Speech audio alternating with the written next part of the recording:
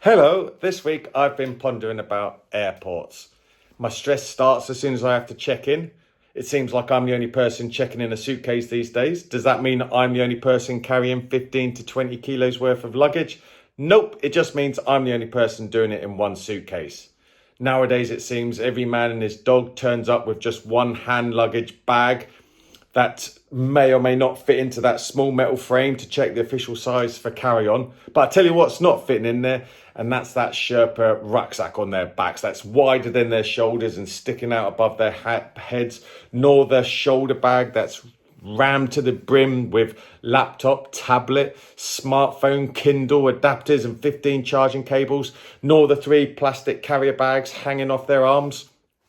You can hear their bones creaking as they struggle to lift up their carry-on bag, burdened under the weight of the other 50 kilos hanging off their bodies.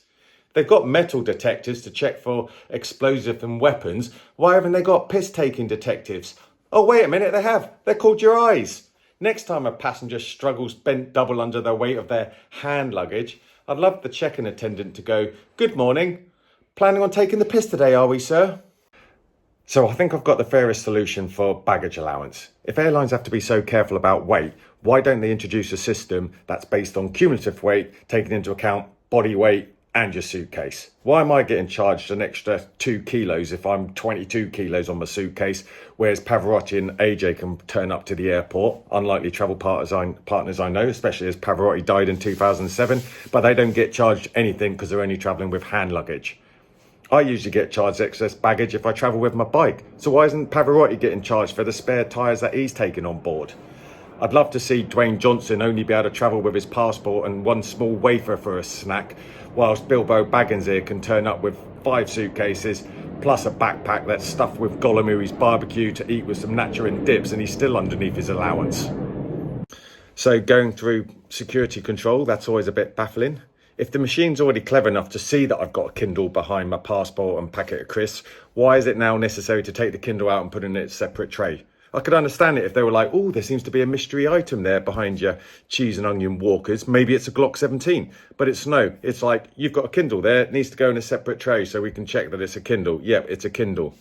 When I go through the scanner, I've had a hip replacement, so I always set that off. That's always fun when you get a security guard running his fingers around the elastic of my boxer shorts before groping my ass, and I'm like, "Do you have to do that so softly?" But obviously, no, it's a necessary evil. They do need to check that I haven't had any explosives near my ass, which I haven't, unless you count last night's black bean chili.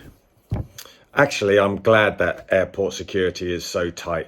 Nothing spoils a holiday more than getting blown to smithereens before you've had a chance to get sunburnt and pissed on sangria. Really, how do you put a price on passenger safety? I tell you how. Charge them 1,000 times the normal price for a bottle of water. I flew with the family during the holidays, and I needed a business plan and a meeting with the bank manager in order to get a small loan to buy water, some cheese and pickle sandwiches and a packet of Monster Munch between us. I'm always baffled why people are queuing up at airport gates before the gates even open to get onto their flight. I could understand it if there's an Ed Sheeran concert and you want to get to the front so you can feel his beads of sweat falling on your head. But you've got an allocated seat, so what's the rush? But now I'm getting it as people are taking the piss with their amount of hand luggage allowance. I reckon there should be an allocated space on a seat-by-seat basis, and all that money they get from charging those prices for the water goes into developing an electric shock system where if you put your bag into my allocated space, boom, get an electric shock. Okay, I'm the only one with a widget for my one space that's been allocated to me. If you want your 10 carrier bags, your hand luggage and a rucksack, well, you better sit with it on your lap because I've only got my one bit of hand luggage and the rest of it's in the hold.